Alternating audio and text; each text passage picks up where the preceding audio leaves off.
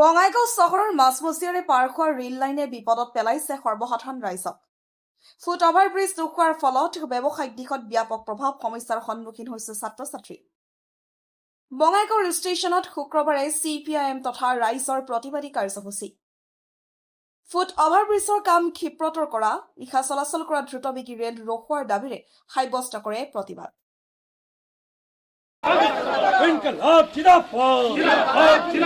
কাঞ্চনজঙ্ঘা অবধ Assam intercity express রাতের ভাগত রখোয়ার দাবির ব্যবস্থা করো। কাঞ্চনজঙ্ঘা অবধ আসাম ইন্টারসিটি এক্সপ্রেস নিকার ভাগত রখোয়ার ব্যবস্থা করো। 2 নম্বর প্ল্যাটফর্মত মহিলা রেল বিভাগ জবাব লাগে, জবাব দিয়া। স্থানীয় জনপ্রতিনিধিসকল শাসক পক্ষৰ জনপ্রতিনিধিসকল মৌন কিয়, জবাব লাগে, জবাব দিয়া। ফুট ওভার ব্রিজ অনতিপলমে ক্ষিপ্রতারে সম্পূর্ণ করার ব্যবস্থা করো।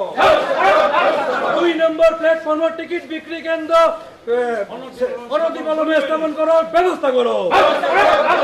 মহিলাসকলের ভাবে শৌচালয়ের অনতিপলমে ব্যবস্থা করো। 1 বছর ধরে ফুট ওভার ব্রিজ সম্পূর্ণ নহল কিয়, রেল প্রশাসন জবাব লাগে, জবাব দিয়া। পুরনিবতিয়া রেলসমূহ নিকার ভাগত রখোয়ার ব্যবস্থা করো। বঙাইগাঁও ৰেলৱে ষ্টেচনত দীৰ্ঘদিন ধৰি যাত্ৰী পৰিষেবা কাৰ্যত ব্যাহত হৈ আছে।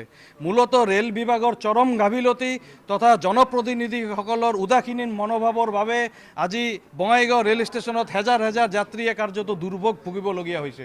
বঙাইগাঁও ষ্টেচনৰ উত্তৰ আৰু দক্ষিণ ফাল সংযোগী যিটো ফুট অভাৰ ব্ৰিজখন ভাঙি দিয়া হৈছিল, আমাৰ আন্দোলনৰ ফলত কাৰ্যত তেওঁলোকে আৰু নিৰ্মাণ কৰাৰ ৰাজি হ'ল, কিন্তু 3 বছৰৰ পৰা এই ফুট অভাৰ ব্ৰিজখন কাৰ্যত সম্পূৰ্ণ হৈ নুঠিল। এই ফুট অভাৰ ব্ৰিজখন অকল ৰেল যাত্ৰীৰ বাবে নহয়, বঙাইগাঁও চহৰৰ ব্যৱসায়ীসকল, শিক্ষা প্ৰতিষ্ঠানসকল তথা হেজাৰ হেজাৰ মানুহৰ, খাটি খোৱা মানুহৰ, ই ৰিক্সা চালক, বাহন চালক, অটো চালকসকলৰ বাবে এই ফুট অভাৰ ব্ৰিজখন আছিল তেওঁলোকৰ ৰুটি ৰুজিৰ একমাত্ৰ সম্বল।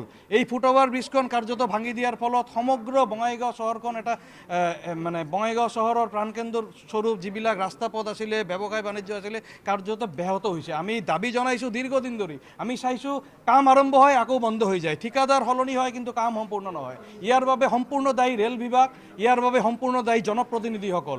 আমি দাবী জনাইছোঁ অনতিপলমে ফুট অভাৰ ব্ৰিজৰ কাম সম্পূৰ্ণ কৰিব লাগে আৰু ইয়াৰ লগতে জড়িত বঙাইগাঁও ষ্টেচনৰ যিসমূহ আখোৱা ৰৈ গৈছে, যেনেকুৱা 2 নম্বৰ প্লেটফৰ্মত টিকিট বিক্ৰী কেন্দ্ৰ নাই, 2 নম্বৰ প্লেটফৰ্মত মহিলাৰ বাবে কোনো শৌচালয় পয় প্ৰণালীৰ ব্যৱস্থা নাই, 1 নম্বৰ প্লেটফৰ্মত শ্বেডৰ ওপৰত ফুট অভাৰ ব্ৰিজৰ পৰা ষ্টেচনলৈকে খালী ঠাইখিনি শ্বেড নাই, শ্বেড নিৰ্মাণ কৰিব লাগে।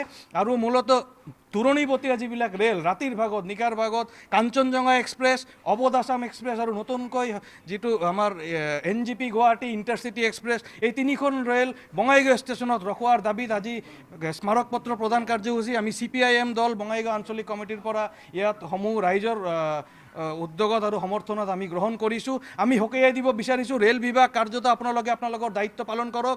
স্থানীয় জনপ্ৰতিনিধিক আমি অনুৰোধ জনাইছোঁ আপোনালোকে মৌন হৈ নাথাকি, উদাসীন নাথাকি নিজৰ দায়িত্ব দায়বদ্ধতা পালন কৰক, অন্যথা কিন্তু আমি বহি নাথাকিম। কাৰণ ফুট অভাৰ ব্ৰিজৰ কাম ক্ষিপ্ৰতাৰে সম্পূৰ্ণ নহ'লে, নিশাৰ ভাগত ৰেলখিনি যদি ইয়াতে নৰখায়, আমি কিন্তু ইয়াৰ পিছত তীব্ৰ জংগী আন্দোলন ল'বলৈ হাতত গ্ৰহণ কৰিবলৈ বাধ্য হ'ম।